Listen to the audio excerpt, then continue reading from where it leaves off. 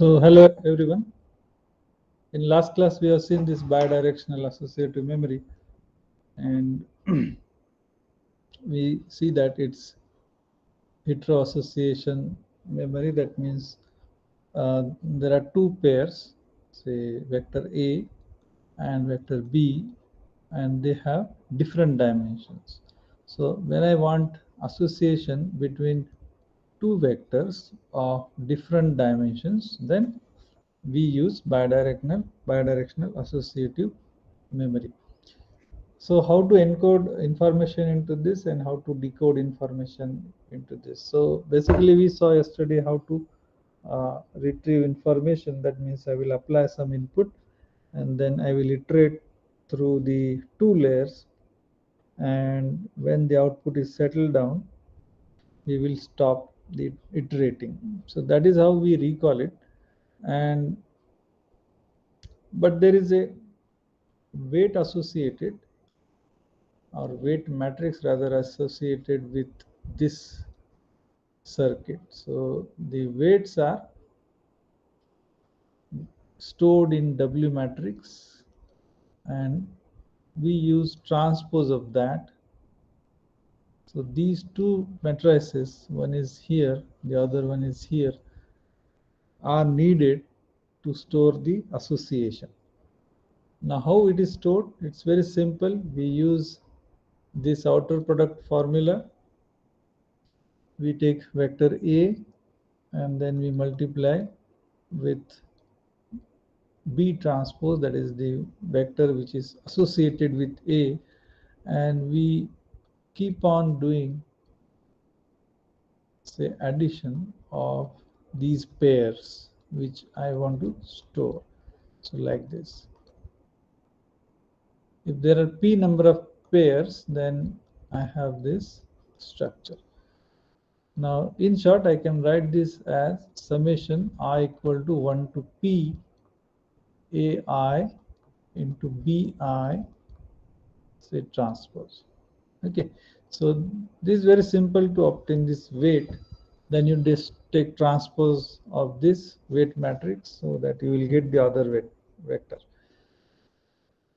Now as a rough estimate, how many things I can push into this kind of system, then we can go through some literature and then we find out that, say, minimum between M and N, that means number of neurons in, say, layer A and layer B. So there are M neurons here and N neurons here, and this number depends on what is length of A and what is length of B. Suppose length of A is 5 and length of B is 6, then minimum between these two is 5. So those many number of, say, vector associations I can store. And more conservative heuristic approach for finding out the capacity is square root of, say, 5, minimum between 5 and, say, 6 in that case. So it's more conservative, but roughly we have minimum between 5 and 6 in that, assuming that one layer is of 5 neurons and other layer is of 6 neurons. So that depends on your requirement. So we will take this simple example. Suppose this is one pair, this is another pair, this is third, this is fourth. I want to store these pairs in BAM, that is bidirectional associative memory. So what we can do, we can take W is equal to, you can go to your formula, this one, W is equal to A1 into B1 transpose. It will be a matrix. Then A2 into B2 transpose, A3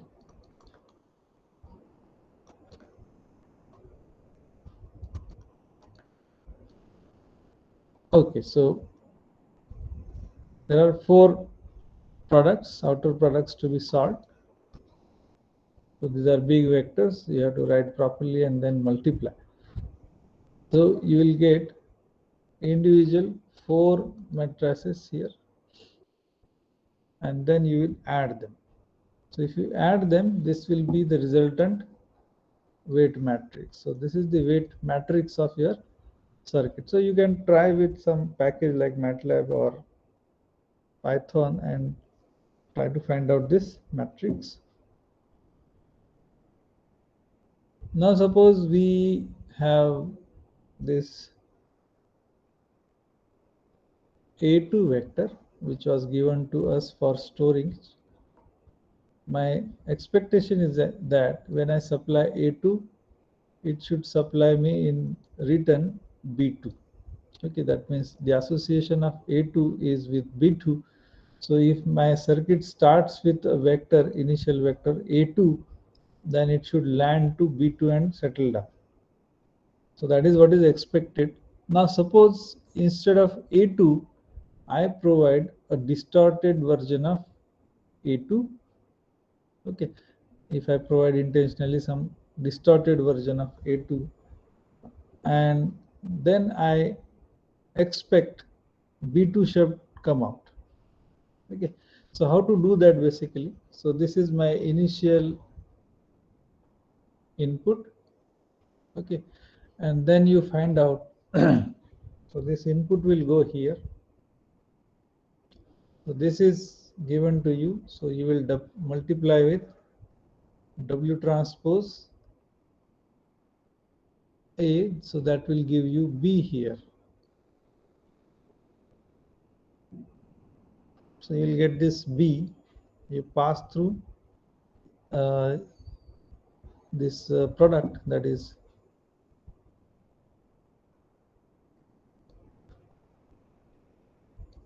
so this will be your vector as a dot product between W transpose and A1, and this you will pass through the sine function, thresholding function, and that will finally give you output. So this was A layer and this was B layer. Okay, so this will be output here.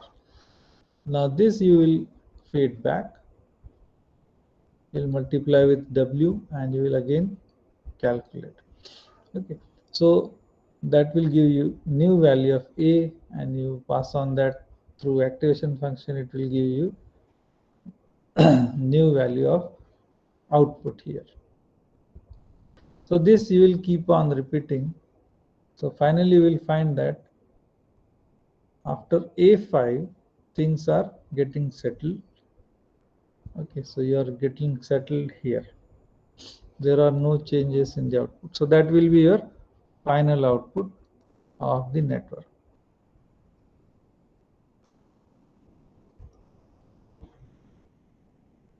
So if you want to extend this concept, you can extend with multi-directional associative memory. Now here, instead of say just 2 vector pairs, I have 3 or more vector pairs. So you can see this is node A, node B, and node C.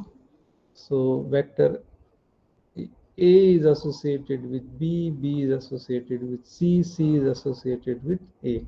So you can complete this loop and you can find out these forward pass weights like this from A to B and from A to C.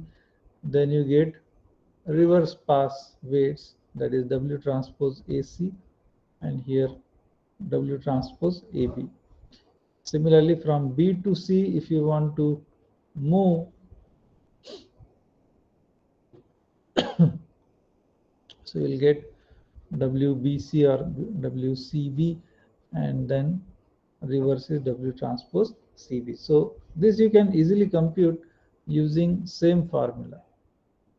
WAB, suppose I talk about, so this weight, this WAB you can compute by taking outer product between the pairs A and B, that is I equal to 1 to P.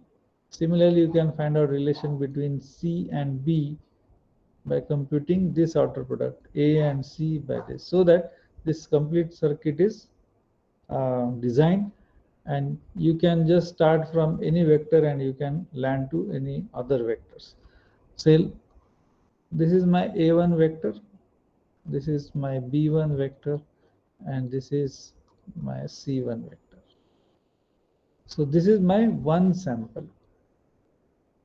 In first sample, there are three vectors that I want to associate. In second sample, there will be A2, there will be B2, and there will be C2. Okay, like that, I have P number of vectors. Say AP, then maybe BP, and CP. So use these formulae and compute these corresponding weights so that you can move from one location to other, or you can find out the association between different vectors. So even you can further make this more complicated by adding more nodes. You can see here A, B, C, D, and E. So all these weights you can compute using exactly same procedure. Procedure remains same. So I hope you have understood this concept of memories in neural networks.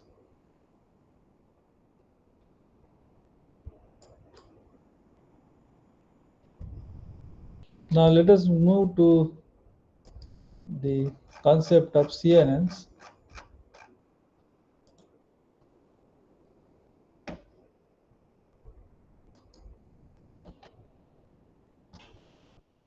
So when you see CNN, which is very popular and called as deep networks,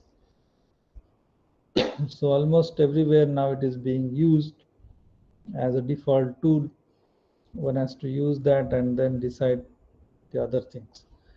Now it is basically inspired from some biological observations or biological motivation. You can see there are some old papers referred here in 1959 and 1968. They are from Department of Physiology, Harvard Medical School, Boston. And the experiments were carried out on cat and monkey. Observations are reported in this paper.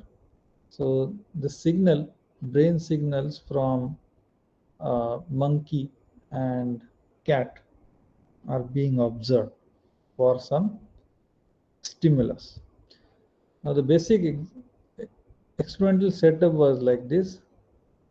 So there are some patterns, predefined patterns stored in this box, and periodically they were shown to this cat, and from cat's brain some electrodes are taken out for recording purpose.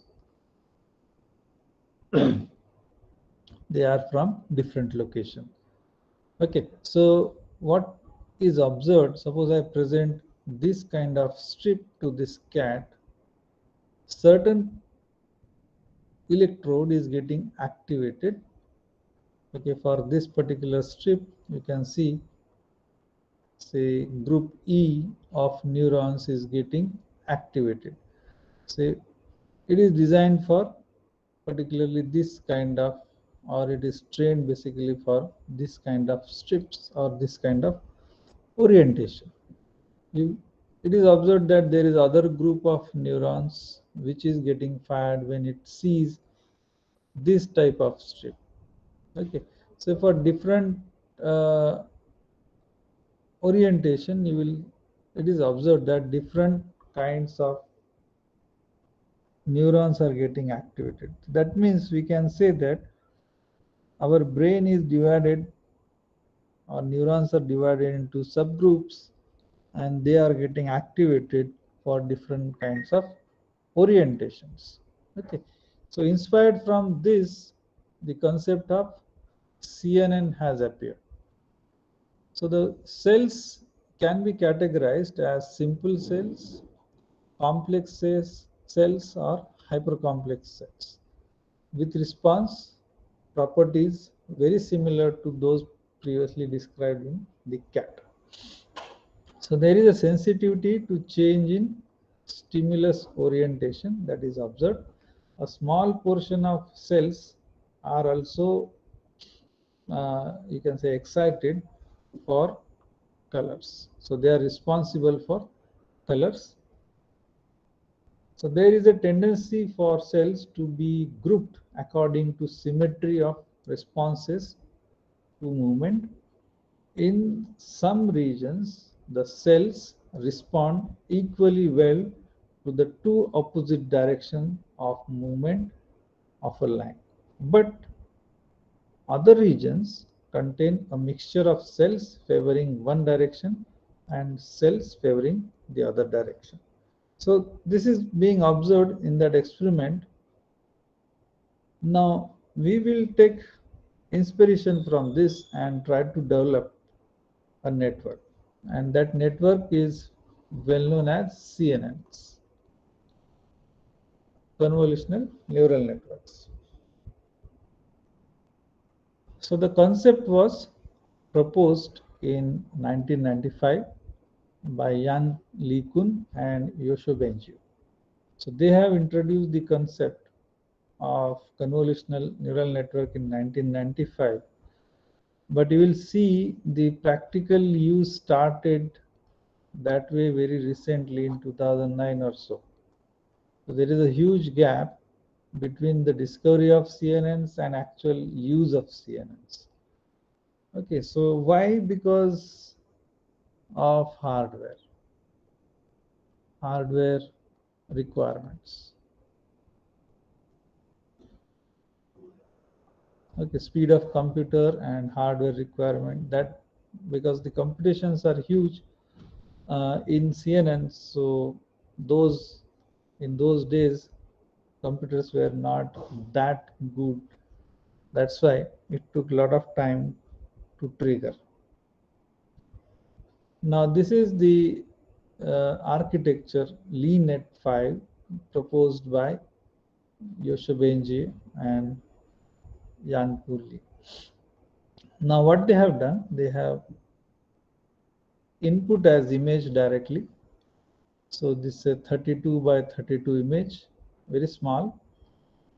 So that was input.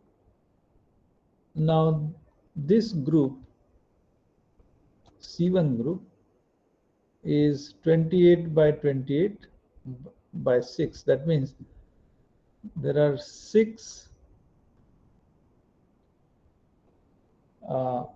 matrices that are being calculated by convolving a filter, say of size 5 by 5. So this image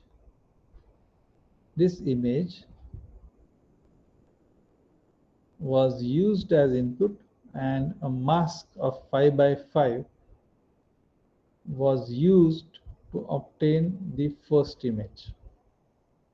Okay, then another mask was used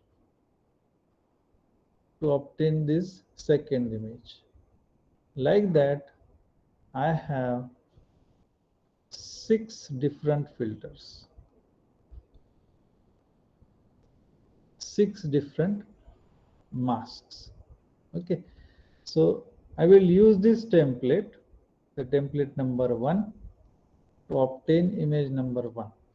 Then I use second template to obtain second image here, third, fourth, fifth, and sixth. So there are, say, 6 filters. Now what these filters are doing, suppose in filter number 1 I am searching for vertical strip. Okay, so my mask consists of this strip. Then maybe in second I am in search of this pattern. Then maybe in third I am searching this pattern.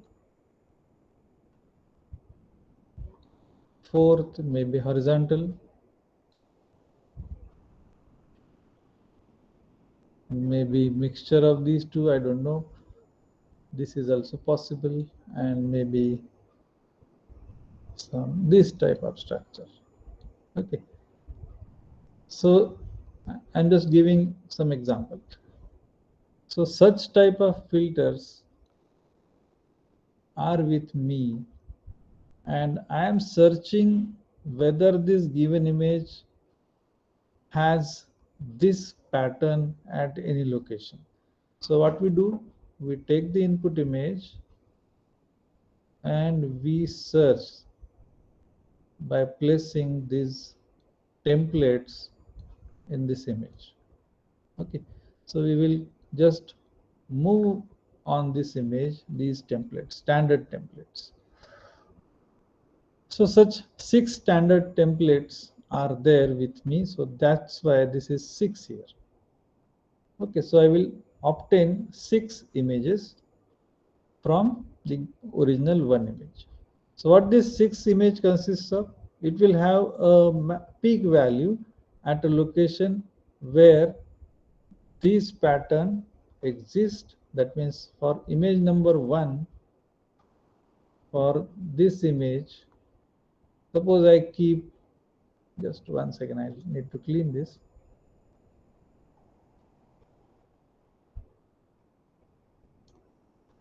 Suppose I keep this first mask here, which is searching for this horizontal line, sorry, vertical line, and I have, suppose in some image, I have this vertical line available here. So in that case, I will get a max output here because this is matching. When it is not matching, my output is not max. Okay, so like that, I am detecting whether this feature exists in this image or not, and if it exists, where it exists. So that kind of thing is available in every filter's output. Now next thing is S2. So this is S2, that is subsampling a layer. So you will downsample your image, the filtered image, by factor of 2. So I have image 28 by 28. So half of that is 14 by 14. So next image I will obtain from this previous images is of size half. So again count remains same. So there are 6 outputs, but now size has reduced to 14 by 14. So it is called as pooling layer, where the things are downsampled. Okay, and then I have another filter layer. So C3. C3 is again same, that is convolutional layer. Now I have 16 different filters. So this process will now result into 16 layers. Okay, there are 16 layers here. Earlier I was using 6 filters, so I was having 6 matrices. Now there are 16 such filters. Size has, because of this convolution, size has reduced to 10. Again, the next layer is subsampling or sampling, downsampling the images by factor of 2. So half of this 10 by 10 is 5 by 5. So again I will get 16 outputs, but size is 5 by 5. Now next layer is C5. So C5 is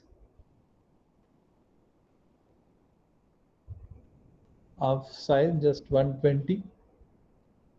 So you will flatten out these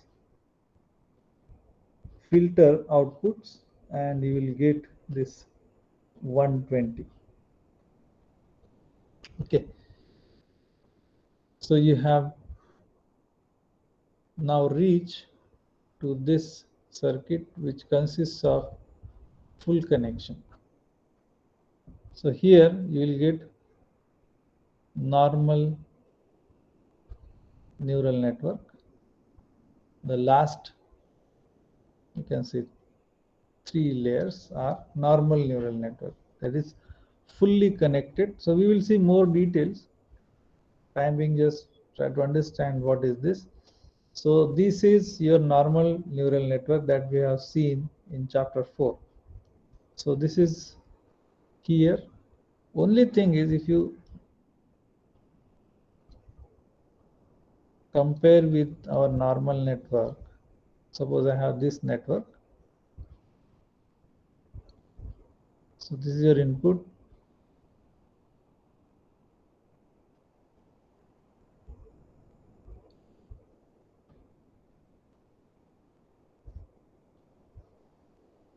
So every neuron here is receiving input from previous neurons, all previous neurons, and suppose this is the input nodes.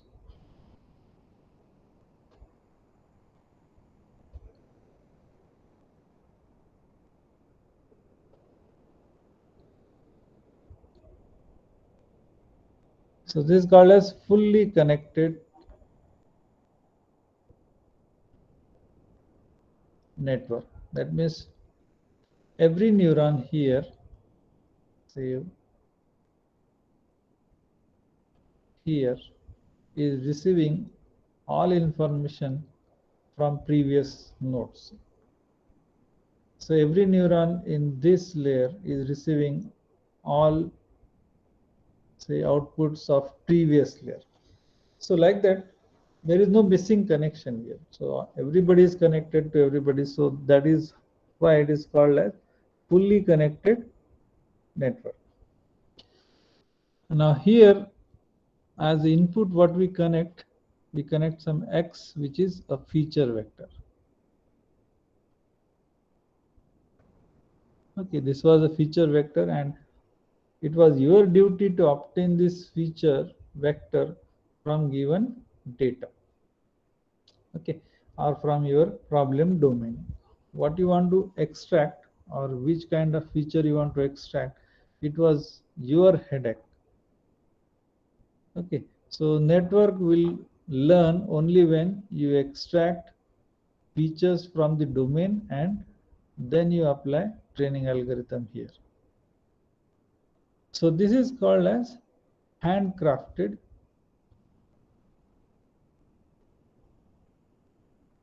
features. So features are handcrafted, that means you are responsible to find out the features. Now people have moved further.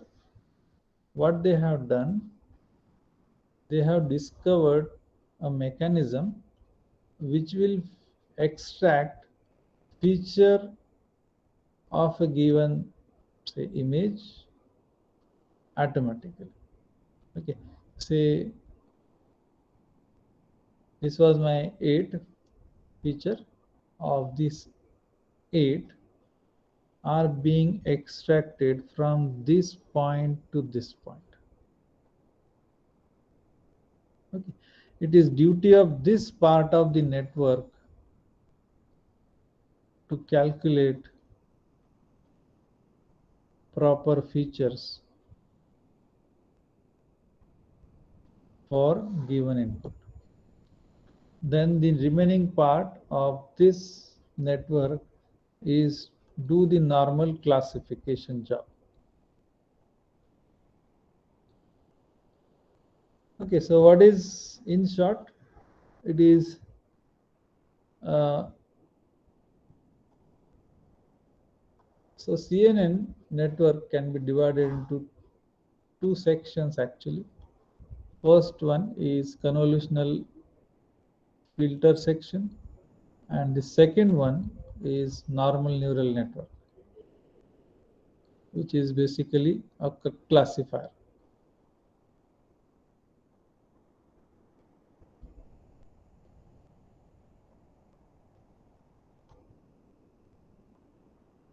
So I can see feature extraction,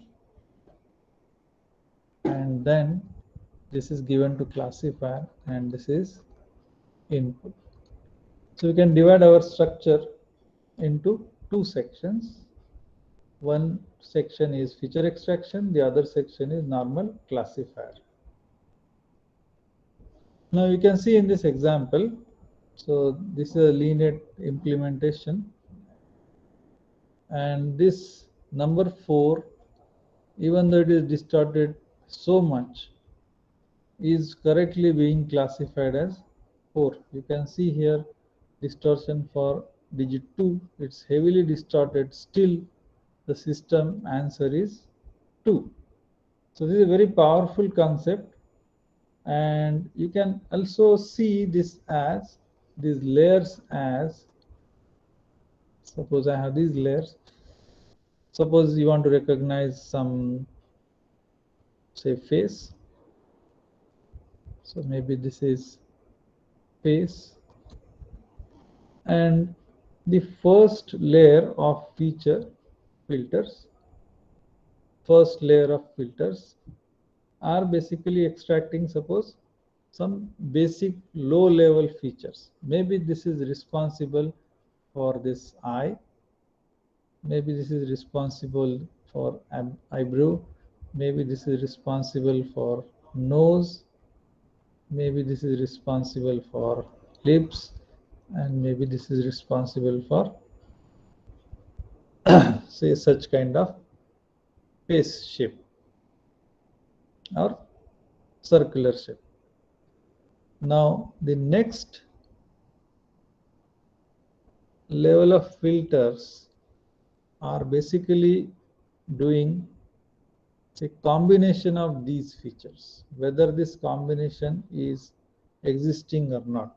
Maybe this and this is being detected here, maybe this is detecting these two, and so on. So any such kind of combinations. So what I mean is these low level features are used to detect high level features.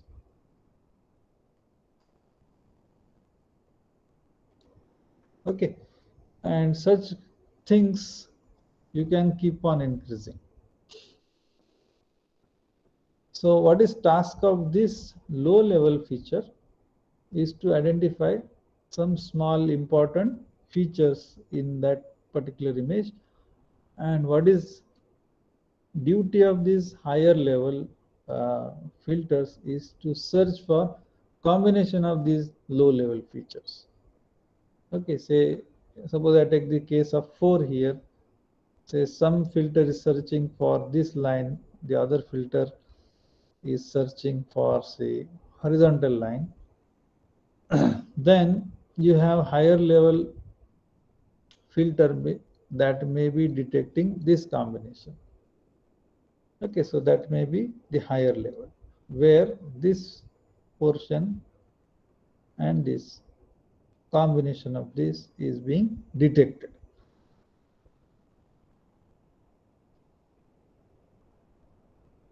So this process is mathematically called as convolution.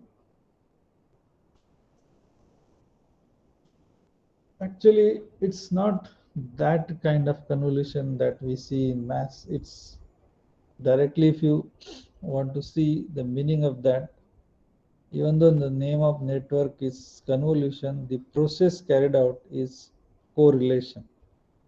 It's a measure of similarity between two signals. If in case of one dimension, you may recall the correlation function or correlation procedure is to find out similarity between two signals.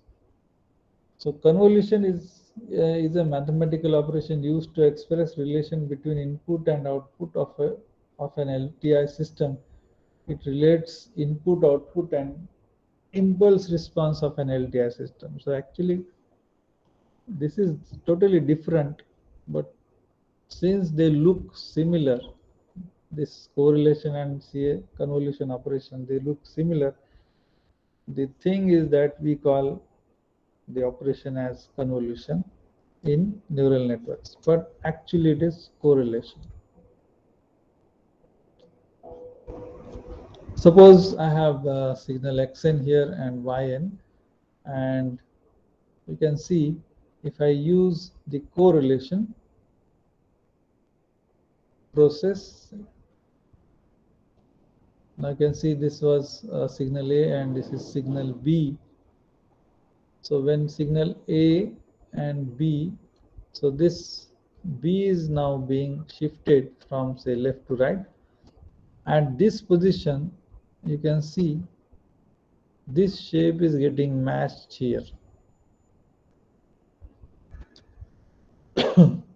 Okay, so you will get certainly a peak corresponding to that match.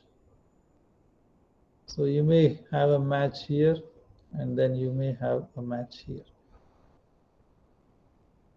So 2 times you will get a peak in this cross correlation. Same process we do, that means I have a filter, suppose which is searching for some I, and this I filter, if I move on some image and it matches, then it will create a peak here. Okay, that indicates that this I exists here. So process is very simple.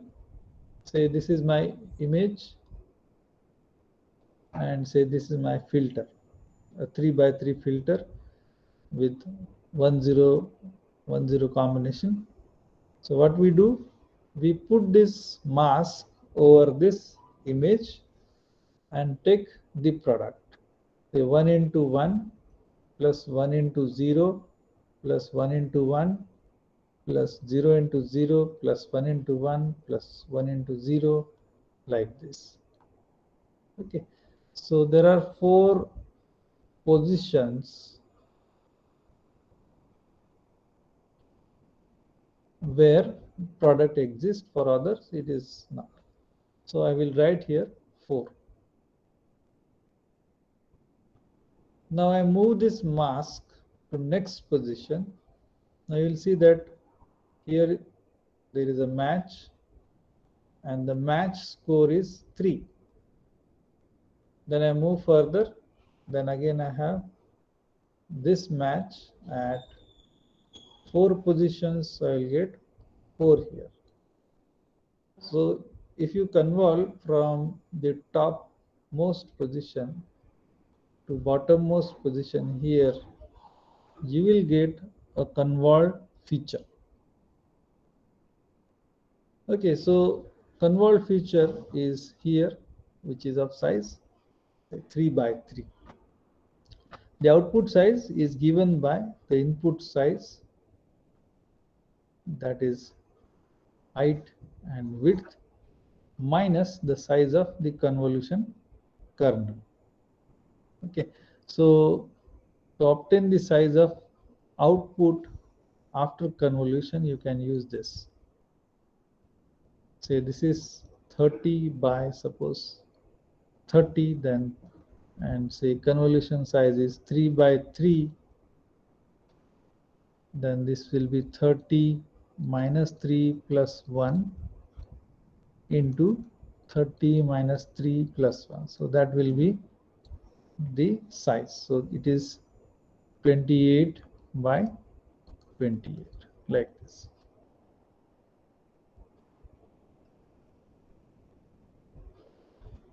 So so there is a concept of padding and stride. So I think I should stop here. We will see more details next time.